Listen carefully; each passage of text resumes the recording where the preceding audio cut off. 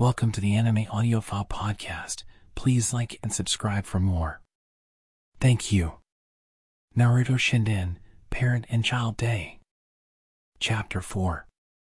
Father and Daughter, Cold Flames and Roiling Fire. The village of Konohagakure had changed remarkably.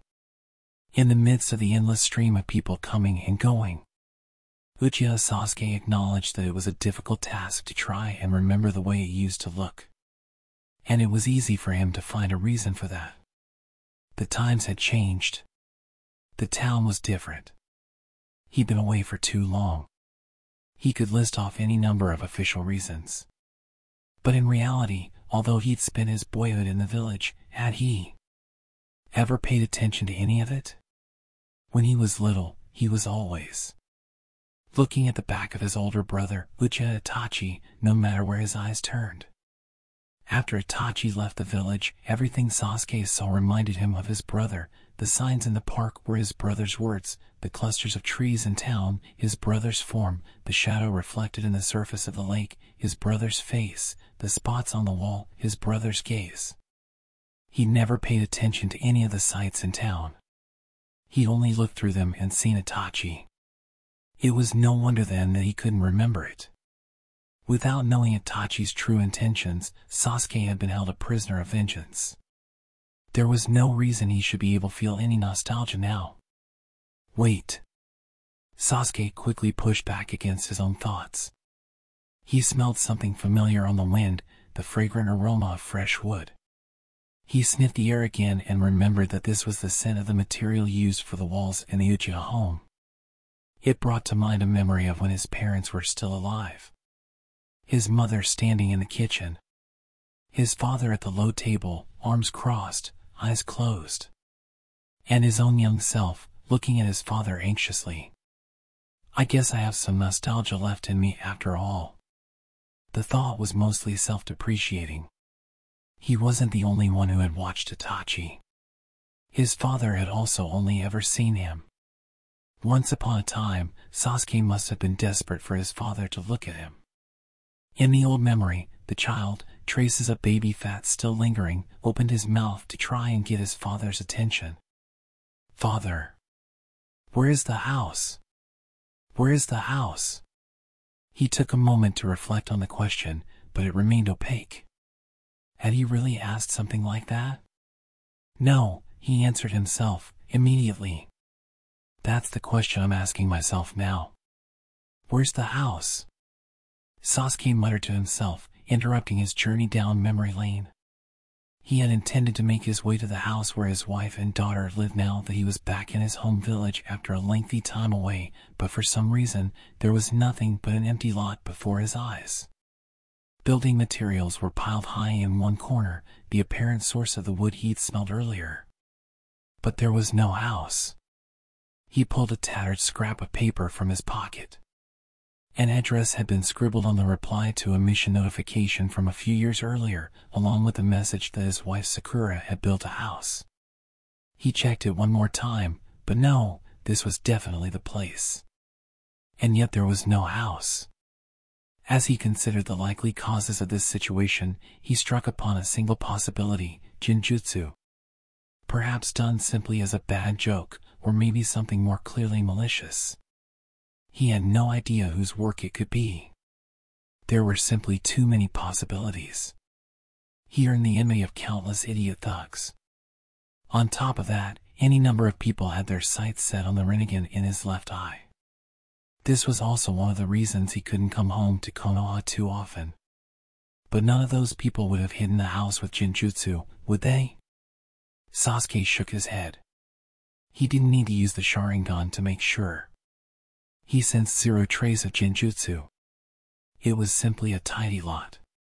In other words, there was no house. For no particular reason, he looked up at the sky and saw two falcons circling high above. A mated pair, or maybe parent and child, seemingly without a care in the world, comfortably free. Then came a voice from behind him. Dad? He turned around to find his daughter, Sarada. Her eyes were wide beneath the bright red frames of her glasses. It's you.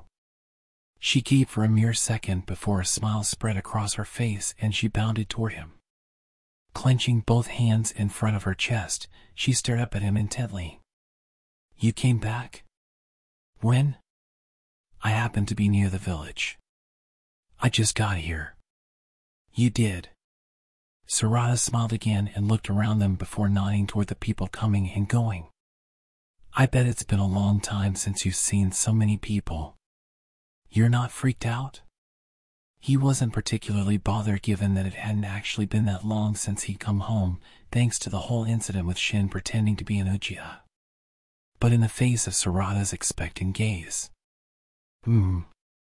Sasuke decided to assent. I knew it. And today's especially like a festival, so everyone's all worked up. A festival? The Lord Seventh gave the holiday a name. Family Day. Sarada's voice grew excited at family. I guess there's all kinds of events where families compete together.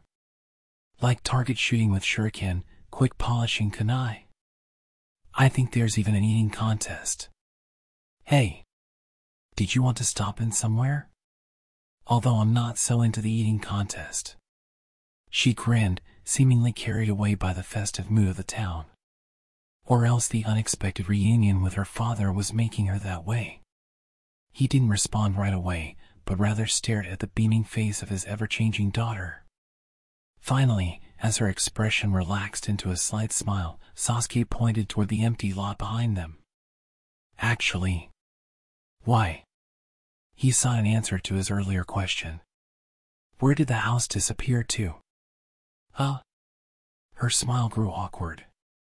She looked at the empty lot and then back at her father's face. Dad, what's with the joke? It's not very good, you know. He frowned.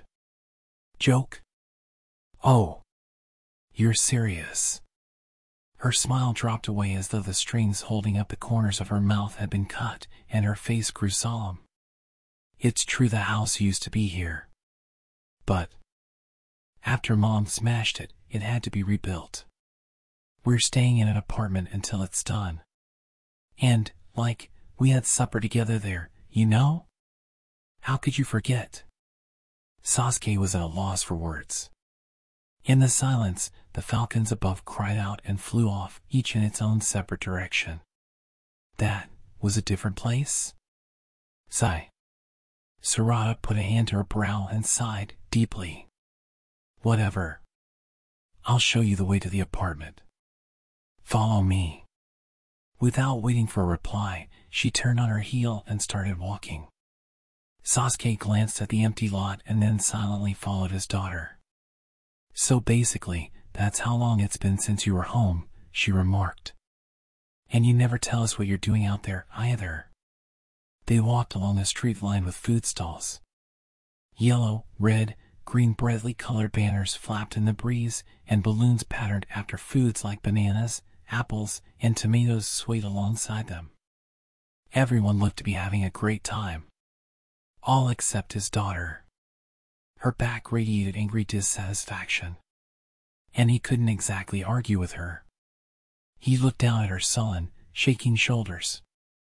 How about I buy you some candy, he suggested. No thanks. Candy apples. They're red, you know. Why were you pushing red on me? She snapped. You don't like red? I always assumed it was your favorite color. Sasuke had seen what his daughter wore, and that was the conclusion he'd come to. Well, she paused. I don't hate red. So then how about tomatoes? There was a frozen tomato booth. I despise tomatoes. You do? At a loss for words again, Sasuke fell silent. He assumed that they would keep walking and take this awkward silence along with them, but then Sarada stopped abruptly. What's wrong? He asked. You maybe got the Nine-Tails Kurama? A familiar voice reached his ears. Naruto. Yeah? Okay then. Thanks then. He turned his eyes in that direction just as Naruto flew out of the 24-hour shop, general store. The girl he carried on his back was his daughter? She was squealing and laughing with delight. Naruto charged off toward another shop, apparently not noticing Sasuke. He shouted his question about Kurama again, and then he was off to a different store. What is that loser doing? Sasuke was exasperated, but then he realized that Sarada was staring in the same direction, the happy father and daughter reflected hazily in the lenses of her glasses. This brought up another bout of nostalgia for him. Heh heh heh. You laugh after twisting your ankle. Hey. You hitching a free ride? No. He remembered the youthful day when Itachi had carried him on his back, remembered their conversation. Itachi, will you train with me again? Sure. But I have missions, and you start at the academy tomorrow. So we probably won't have so much time together, just the two of us. That's okay. As long as we can be together sometimes. A laugh had slipped out as he lifted his face. His eyes were at the same height as Itachi's, a fact that made him unbearably happy. To be able to see the world in the same way as his ever-distant brother. Sasuke smiled faintly and turned his attention back to Sarada. She was still staring at Naruto and his daughter with a wistful and vaguely envious gaze. A piggyback, He touched her shoulder, gently. What? He turned his back to a baffled Sarada and crouched down. He'd been able to read her feelings for the first time that day, in the jealous gaze she turned on Naruto and his daughter. And what she wanted at that moment wasn't a candy apple or a frozen tomato. This was what she wanted. However, his back remained empty, free of any extra weight. He looked back, questioningly, and met Sarada's eyes. She stared down at him coldly. Then, without a single word, she took a circuitous detour around him and walked away. As she disappeared into the throng of people, Sasuke stood up, alone. He cocked his head to one side ever so slightly. The road he used to walk along as a child was now a large river, the two sides joined by an arching bridge. Or maybe this had always been a river, and he was mistaking it for a different road, just as he'd completely forgotten the location of the house. Sasuke turned his gaze in the direction of Hokage Rock and looked at the group of tall buildings that had sprung up there. There was no need to chase after his daughter. He figured he'd probably be able to find their apartment if he headed in that direction. And if he was going that way anyway, then he ought to take a trip down memory lane and go down a road he used to walk all the time. No, naturally, this thought didn't occur to him.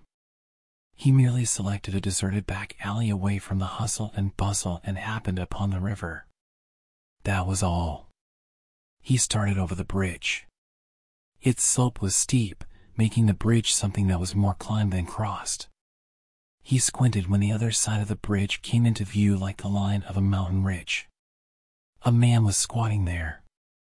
Sasuke considered the possibility that he had gotten dizzy and, unable to keep going, had sat down on the spot. But that was clearly not it. The man was in a bunny hop position, like he was lying in wait for someone to carry on his back. Sasuke ignored the man and kept his distance as he walked around him to the other side, just like his daughter had done to him. He was about to continue on his way when... "Oh dear," the man said, standing up smoothly. "I do think you should simply accept the kindness of other people." Sasuke glared back over his shoulder at the man. "And exactly how is that kind?" "Now, look. This old man here is trying to give you a piggyback, okay? When he's well on in years. Where else would that come from but a place of sheer kindness?" It was the sixth Hokage, Itachi Kakashi.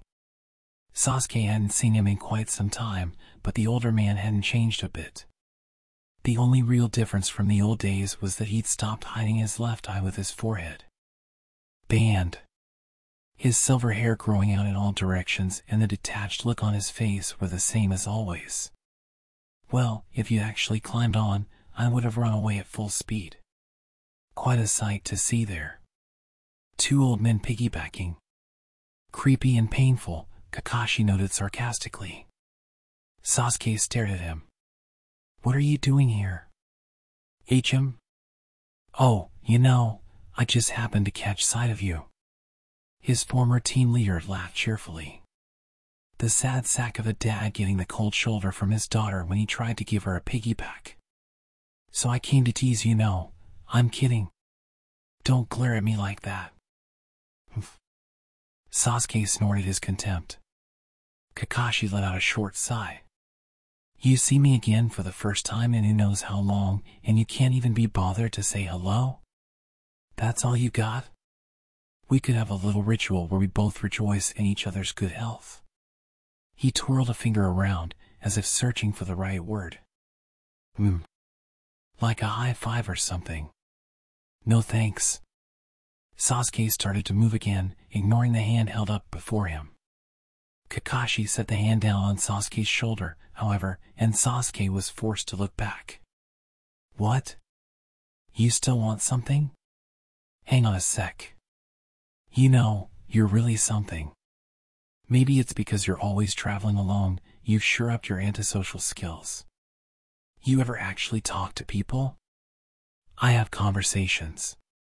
With who? Kakashi raised a doubtful eyebrow. Sasuke looked back at him, expressionless, and fell silent. After a moment of deep thought, the answer came to him. With AODA.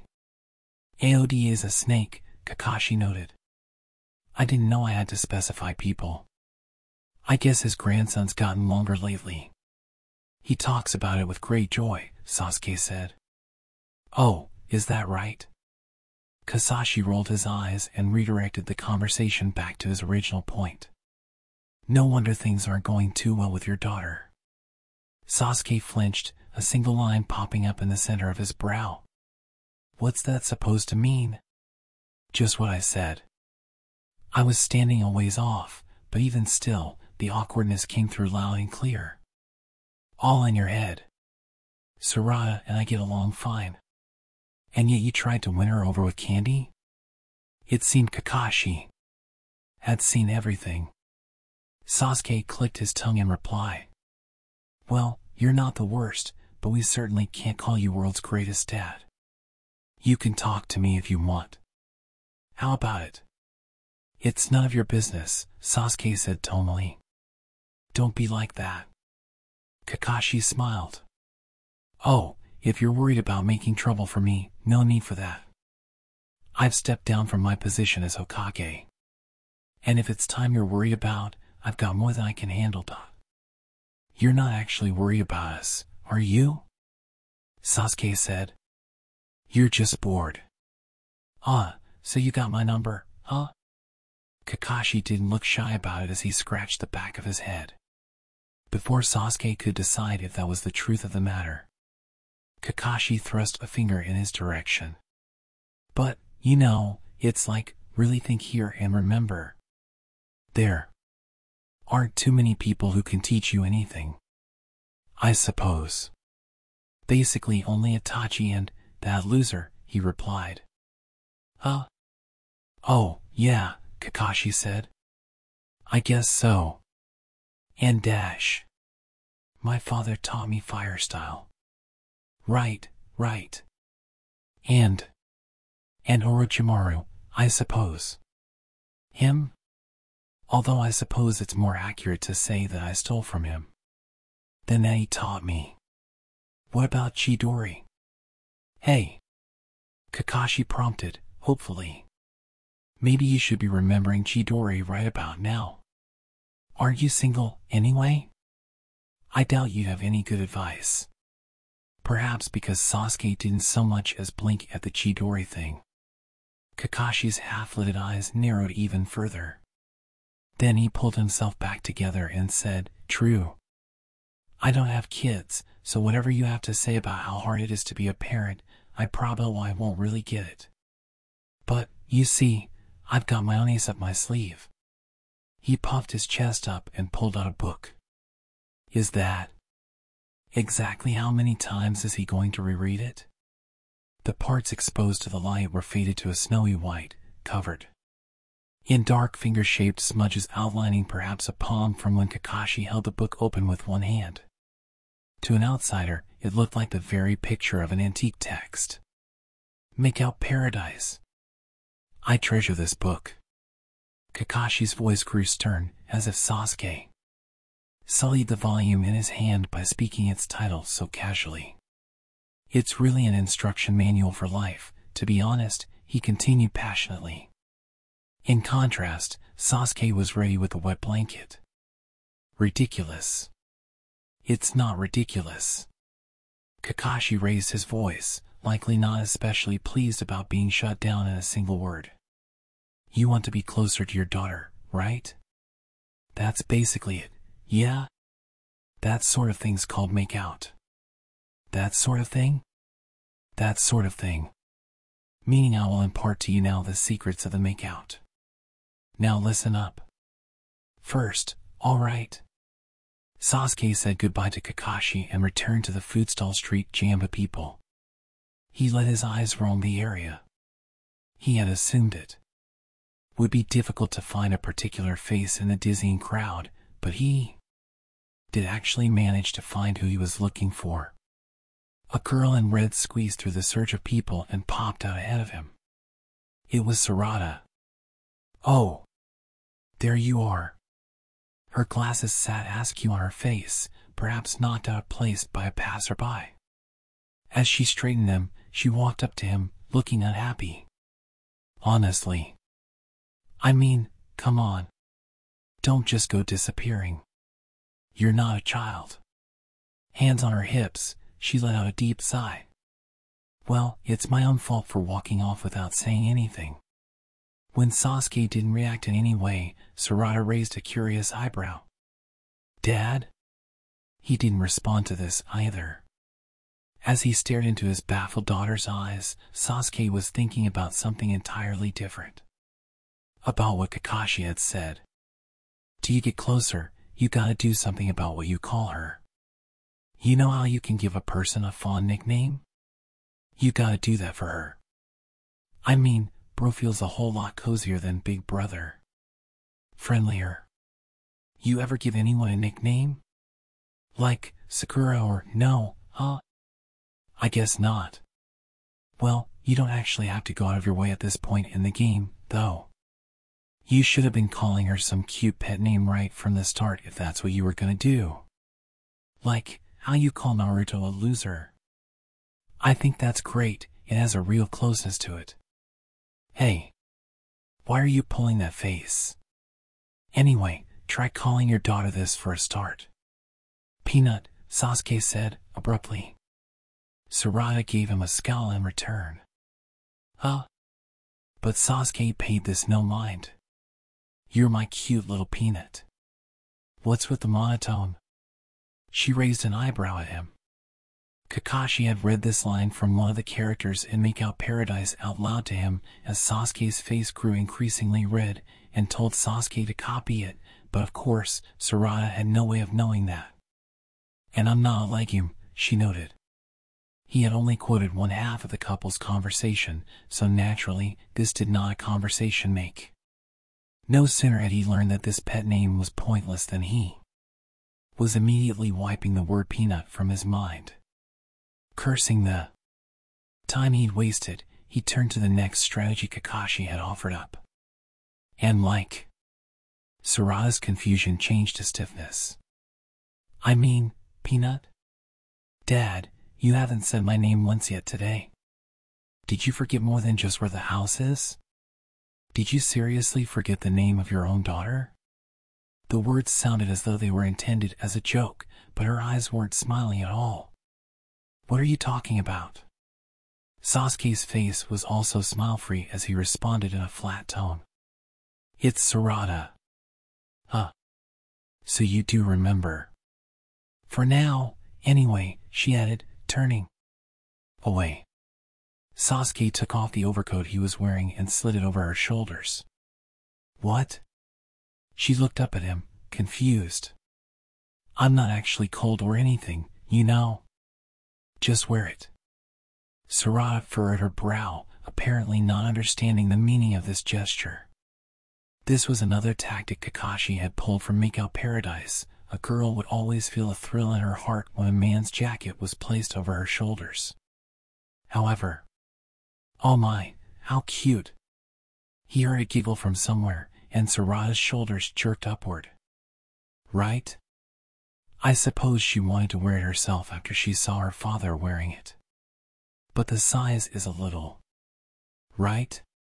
Hearing the whispers of passers-by, Sasuke looked down at his daughter, while she also looked down at herself. The baggy sleeves. The slumped shoulders. The coat had been made for Sasuke's height. It didn't fit Sarada's physique at all, making her look very sad indeed. Without a word, Sarada removed the coat and threw it at her father. He accepted the coat without a fight. On unsteady feet, she headed toward the sea of people she'd only just come out of.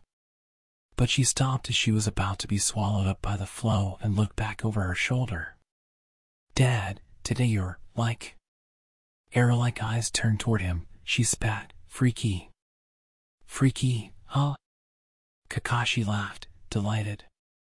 Sasuke, determined to ignore this, pretended not to hear his former master's laughter as he set his elbows down on the railing and stared down at the flowing river. After Sarada had rejected him so obviously, he'd felt awkward about simply following her, and so he ended up back at the bridge. Waiting there for him, of course, was Kakashi's grinning face. "Ah, kids, huh? No matter how awful it gets, she's still your daughter."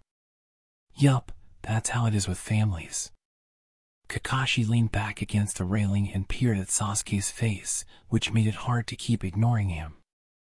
"That book," Sasuke sighed and glanced at him out of the corner of his eye. "Make whatever. You still have it?" "You can't just make out Paradise." "Of course I have it." "Why?" "You can't possibly. Have you awakened to the miracle that is Makeout Paradise at long last?" Kakashi asked, grinning, perhaps excited about the birth of a new comrade. Sasuke's response was immediate. "Give it here. I'll throw it in the river." Harsh. Sadly, Kakashi pulled back the hand that had been reaching into his pocket for the book. "Well, the stuff in Makeout Paradise was written before your daughter was born. Might be a little dated. It had totally trounced someone a bit older." "At any rate," he sighed. Discouraged. "If the stuff in Makeout Paradise isn't working, then unfortunately, that's the end of it.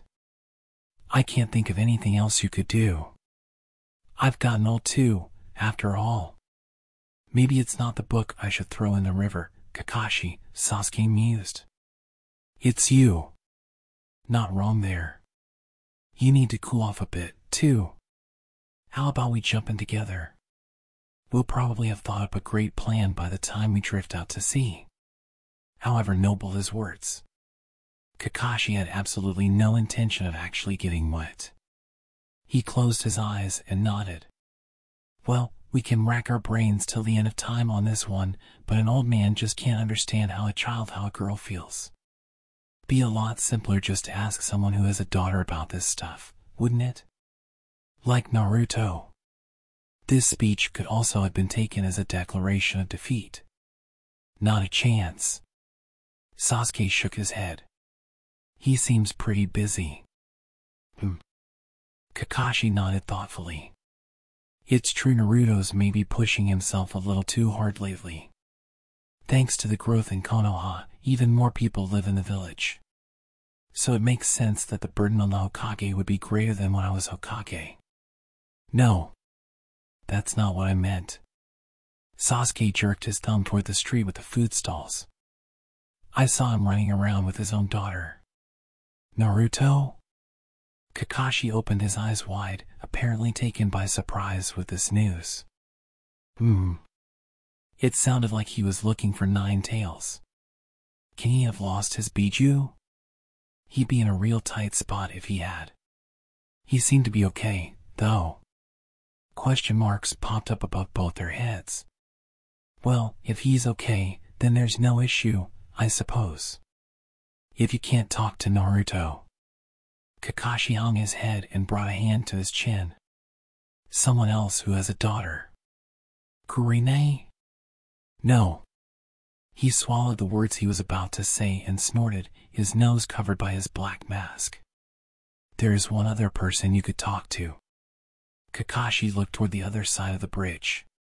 Sasuke followed suit and saw what was likely a father and daughter about to cross. The father was a slender man with swirl marks on both cheeks.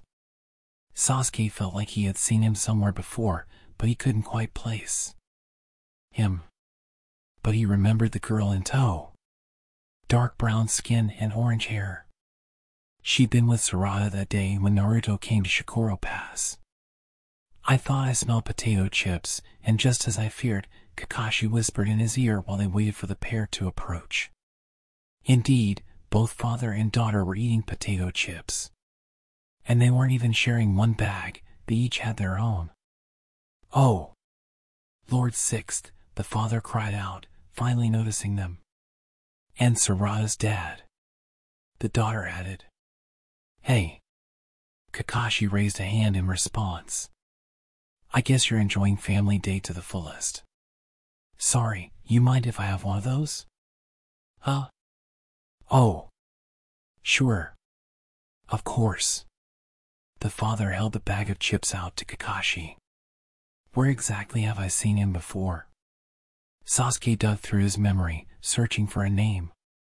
It was an extremely arduous task, but I remember. He finally found the end of the thread. Akimichi Choji. I didn't realize it was you. You've lost all that weight. You used to be much fatter, he was going to say, but Kakashi tossed a potato chip into his open mouth before he could finish. What is the meaning of this? He asked with his eyes. Read the room, Kakashi answered, also with only his eyes. Sasuke wanted to argue the point, but the potato chip sitting in his mouth was in the way. He would look silly if he simply let it sit there, so he chewed and swallowed. Confusion rose up on Choji's face at the wordless exchange. Ha ha ha. Kakashi feigned a laugh to change the topic. So the thing is? This guy wants to be closer to his daughter, so we've been sitting here thinking up ways to do that. But we're kind of at a dead end. And the two of you come along, just when we were talking about asking a mom or dad with a daughter the same age. Choji blinked before he caught on. I see. If you want to talk about being close with your daughter, couldn't you just eat potato chips together? His own daughter crunched away on her chips. Right, Choji said, looking down at her. Doesn't even have to be chips. Maybe you could just eat something delicious together. He stuffed some chips into his own mouth and exchanged a smile with his daughter. The grins plastered on their faces were almost identical. Kakashi also smiled as he nodded in reply, but his face grew serious again when he turned back to Sasuke. Hear that? Sasuke shrugged. They could tell him to go eat something tasty, but he had no idea of what Sarada liked. About all he knew was that she hated tomatoes. If we're talking about Sarada here, Choji said, bringing chips to his mouth between words, then I think there's someone better you could ask for advice. Sasuke furrowed his brow doubtfully and exchanged a glance with Kakashi. Choji had told him where to go. And now Sasuke stood before the door alone, a finger pressed to the intercom. He heard the airy sound of chimes, following by a voice from inside. Coming. The door swung open, and a woman's face peeked out. Oh! Her jaw dropped as she took in Sasuke, and the open door started to slowly close. But before it could close completely, she pulled it open again, all the way out until the door stopper caught and held it. But she kept her hand on it as she stared up at Sasuke's face. After a moment, she released the door with a gasp and took several hesitant steps backward to make space in the entryway. Welcome home, honey, Sakura said as she clasped her hands behind her back. A breeze blew in to ruffle her cherry blossom pink hair. I'm back, Sasuke said for the first time in who knew how long. He had finally made his way home. Sarada told me you were in Konoha. But then you didn't come home. I was a bit worried. Sakura's voice tensed as she headed into the house. Things happened, he told her, unable to say he'd actually forgotten where they lived. Is Sarada back then? She came back for a bit, but then left again right away. She was angry about something. And here I thought we could finally all have dinner together for once.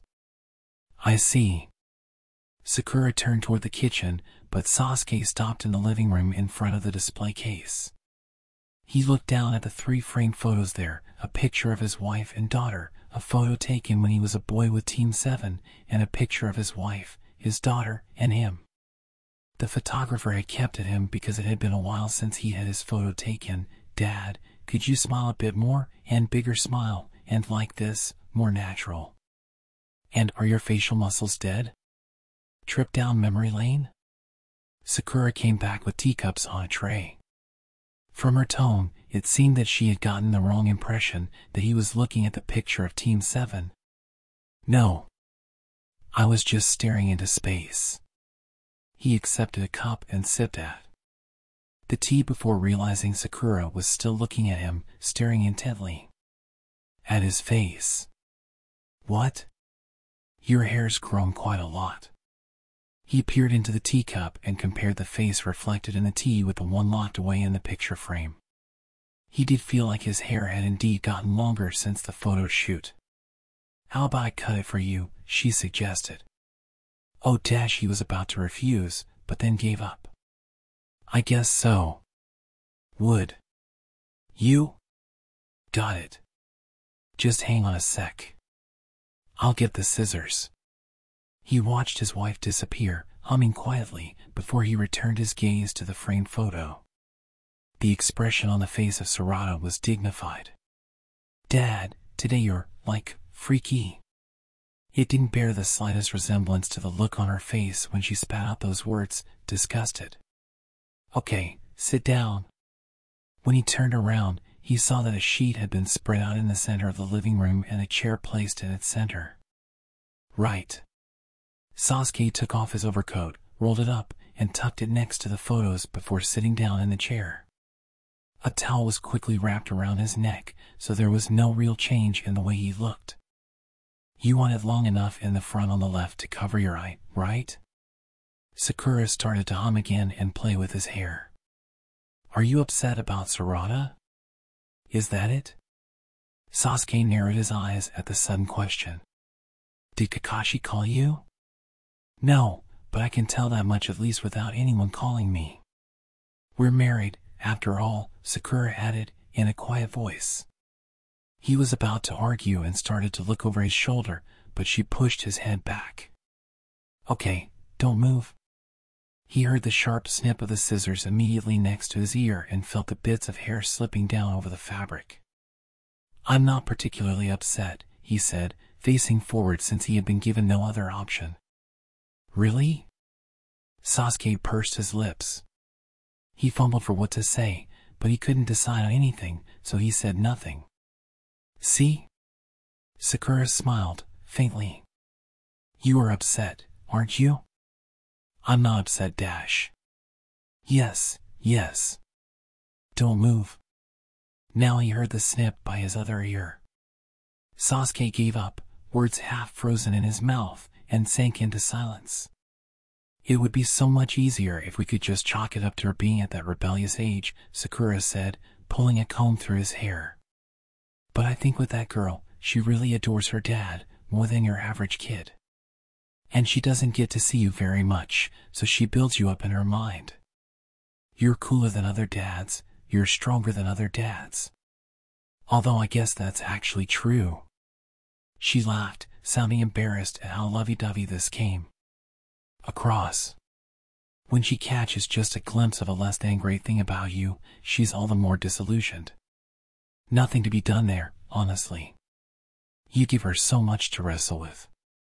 She slowly brushed away the hair that had fallen on his shoulders. Sarada still has no idea what you're really like. I think you just have to be normal with her and not act all big and tough. As for what specifically you should do, well, I don't really know that either. The hand brushing his shoulder slowly came to a stop as Sakura continued, "Doesn't she just want what you wanted from your father when you were a kid?" Sarada readied her shuriken on the bank of the river flowing through the forest. A little farther downstream, the river reached a cliff, and the roar of the waterfall enveloped her. The water flow at the source was violent, twisting, forceful enough to smash stones. White foam rose up on the surface. And knocked about by this vortex was a target, a double circle. She had tossed the log bearing the target into the river after tying it to a nearby tree. It was impossible to predict the movement of such a target, making it ideal for shuriken training. She readied her weapon and threw it. SHFF. But the shuriken wildly missed its mark and plunged into a tree on the opposite bank. "Oh! Come on!" Sarada cried out in irritation. Several shuriken were already embedded in the trees. Why can't I do this? But she knew the reason only too well. She took several deep breaths to calm herself. Okay. She threw another shuriken. This time, it spun directly toward the center of the target, as though sucked in somehow. Sarada held her breath. However, clang! Before her weapon could hit the target, another shuriken knocked it away. Sarada dropped down into a ready stance, prepared to fight the sudden intruder. But as soon as she saw the shrub that had thrown the shuriken, she stood up again, unamused. "What? Could you not get in my way, please?" The one who had thrown the shuriken was Sasuke. He came out from behind the shrub silently to stand alongside her. She eyed him doubtfully, but eventually decided to ignore him and turned back toward the target on the water. She flung another shuriken. Clang! Once again, Sasuke's shuriken blocked it right before it could hit the bullseye. "Hey!" she yelled. Glancing at her out of the corner of his eye, Sasuke got the target in his sights and tossed a shuriken toward it. "Oh!" Sarada cried out and threw her own shuriken. Kink! This time, it was her shuriken that knocked us out of the air. Yes! She struck a pose, as triumphant as if she had hit the center of the target. But when she realized that Sasuke was watching her, she turned her back to him, awkwardly. He couldn't keep a slight laugh from slipping out. "Sakura told me," he said, readying his next shuriken. "She said you want to be Hokage." Sasuke had thought it was the father and daughter together that had captured Sarada's envy when they saw Naruto and his daughter on the street with the food stalls. But he had misunderstood. Sarada hadn't been staring at Naruto the father, but at Naruto the Hokage. "What, you gonna laugh and tell me it's a hopeless dream?" "Nah." Sasuke shook his head. "I tried to become Hokage once, too." "What?" Sarada froze in surprise, and Sasuke took the opportunity to throw his shuriken. Quickly recovering herself, his daughter hurriedly tossed her own shuriken. The two weapons slammed into each other and fell into the river with a sharp metallic clank. "That's the first I've heard of that," she said, finally. "I only told a few people. I wanted to announce it formally, but the time and place were always bad." As was the ideology he clung to. Then, before he could tell her that part, Sarada swiftly launched a shuriken. She was secretly trying for the target. Screech! Once again, two shuriken disappeared into the river. TCH. Sarada clicked her tongue. Sasuke narrowed his eyes and raised the corner of his mouth ever so slightly. Just the tiniest amount. He intended to smile, but perhaps it came across as a sneer to Sarada. She sniffed in annoyance. But this too was only for an instant. She chuckled with self-satisfaction and raised her right hand. Pinched between her fingers, 3 shuriken glittered a dark gray. In the next instant, she threw all 3 simultaneously. The shuriken arced toward the target. Clank. KRK. Screech. Her 3 shuriken were knocked out of the air without exception by Sasuke's.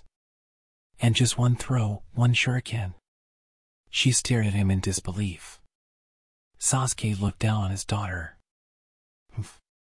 This time, he laughed with his nose, rather than giving her a faint smile. That was the signal to start. She closed her eyes and slowly turned back toward the target. When she opened them again, her eyes were red. The Sharingan she'd inherited from her father. If it's a contest you want. She crossed her arms in front of her chest. He didn't know where she'd gotten them from, but her hands were full, clutching shuriken. Let's go all the way here. Swinging her arms as if scooping up weapons from the ground, Sarada launched her first shuriken at the target. She then swung her arms again and shot off another, and another, a succession of shuriken. Sasuke casually knocked the endless hail of shuriken down into the river as though he were brushing aside a fly. The Hokage that I was aiming to be, he said, as metal clanged endlessly against metal, was twisted. Shut up. You'll distract me. Sarada shouted back, her hands in constant motion. But Sasuke continued. I had a friend, though, who warned me it was twisted. He walked ahead and showed me the correct path. What are you even on about? Are you boasting you used to be bad in the old days? Or about your friendship? He's not the kind of friend you boast about. He's just a loser who charges forward in whatever direction he thinks is him. I don't even understand what you're saying. You were staring at his back, Sasuke said. You won't mistake the path like I did. I'm sure you'll make a wonderful Hokage. Huh? Sarada was stunned. I'm rooting for you. Don't give up. She gaped, her mouth hanging open, perhaps unable to believe that he would give her any real encouragement. And then the last shuriken she'd thrown was knocked off in an unexpected direction and severed the rope tied to the target. In an instant, the log was swallowed up by the swirling water and began to drift toward the waterfall. Ah, she murmured regretfully, and let the hand clutching a shuriken slowly slide down. You're giving up? Sasuke asked, and her hand froze in place. She looked back to meet his eyes, and then grinned boldly. Don't be stupid. She turned back toward the mouth of the waterfall and readied her shuriken once more. Just as her Sharingan caught sight of the edge of the cliff, the target was tossed from the waterfall up into the air. She didn't let her chance get away. The shuriken she flung forward headed toward the target with a bit of a curving trajectory. But the log was dropping faster than her weapon was moving, and she just barely missed. Sarada bit her lip in frustration. SHF? Sasuke launched his own shuriken from behind her. With incredible speed, it chased after his daughter's and knocked it down toward the basin of the waterfall. Shkonk! They heard the sound of wood being hit. Sarada was dumbfounded, but when she finally recovered herself, she raced to the edge of the cliff. Sasuke followed, and, standing alongside his daughter, he looked down toward the base. Far below, a shuriken was firmly planted in the center of the target that bobbed up in the basin of the waterfall. Dad, that was amazing, she said, stunned, forgetting their fight. That wasn't me. It was your shuriken that hit the bullseye, he retorted, which seemed like splitting hairs, and Sarada frowned. But a grin soon spread across her face and the tension ran out of her shoulders. Sasuke looked down on his daughter and her carefree smile, and his own lips curved upward, slightly. In his head, his wife's voice echoed, "Doesn't she just want what you wanted from your father when you were a kid?" When she had said that to him, he'd felt again that burst of nostalgia he'd experienced standing in front of the empty lot. A boy still shedding his baby fat, desperately seeking anything from his father. Trying to live up to his expectations so that he would say those magic words, "That's my boy." As he remembered how he had felt all those years ago, Sasuke wanted to give his own daughter that gift. "That's my dash." Well, he tried to give her that gift. But then he hesitated. Hitting a target with a shuriken felt too small for such powerful words. There had to be something else he could say. Or else when she achieved something really big. Sarada was looking at him curiously, perhaps because he'd suddenly gone silent.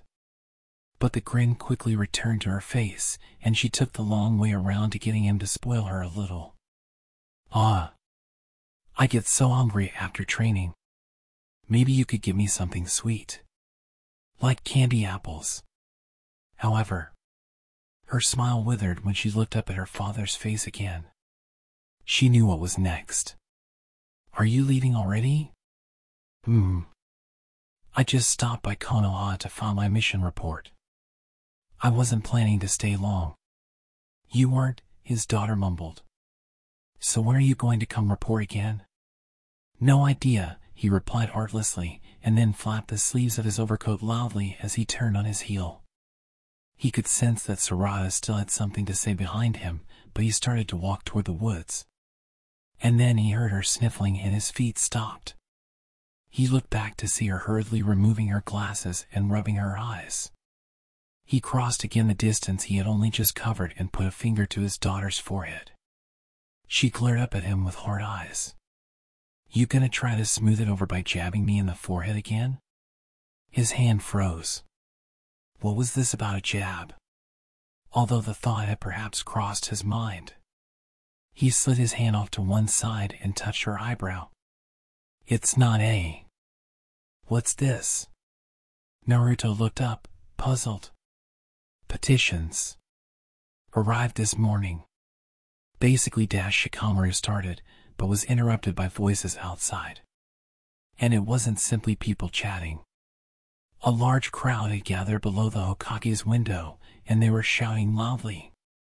Naruto and Shikamaru exchanged a doubtful look and approached the window. What is that?" the Hokage gasped. People thronged before the office. As many as at Masuda the day before. No, even more than that. Naruto popped his head out the window, and individual voices became clear among the noise of the crowd. "It's not fair." "I mean, only families?" "Exactly. What about Couples Day? And we should have Sisters Day, too. We need Singles Day. Some kind of thing where single people come together and talk to each other about hobbies and income and future plans. That's a matchmaking event. What we really need is Brothers Day. Every single person there had their own individual demands. You all need to quiet down. Couples, brothers. Please. Enough of that. You can see all of them whenever you want. What we actually need is Grandfather and Grandchildren Day. We have to have a holiday for all the old men who never get to see their grandchildren," a man shouted in a remarkably large voice. A remarkably large man. A Kimichi Chosa. And maybe it was just in his head. But hidden behind this massive frame, Naruto thought he saw his father-in-law, Hyuga Hayashi, also shouting about Grandfather's Day. "It's gotta be Dog's Day." Kiba yelled, trying very hard not to make eye contact. "You have to make a Dog's Day. That's what's in the petitions," Shikamaru said, behind him. "So? You gonna do on a month?" He challenged the Hokage with his gaze for a few moments. Naruto was simply dumbfounded. Then he laughed and pulled out his Hokage seal. So it was couples and sisters and brothers, and then grandfathers and grandchildren and dogs, right? Family Day had indeed strengthened the bonds between parents and children. But sisters, couples, and all the other people with their own special relationships deserved the same chance. The important thing was not a name on the calendar, but spending time together and getting the chance to really talk. If they had that, they could make it through even the most difficult of duties. Welp. Let's go wild. We'll give names to all the holidays. Believe it. Naruto brandished his seal high in the air. End of Naruto Shinden, Parent and Child Day. Thank you for listening. Remember to like and subscribe for lots more.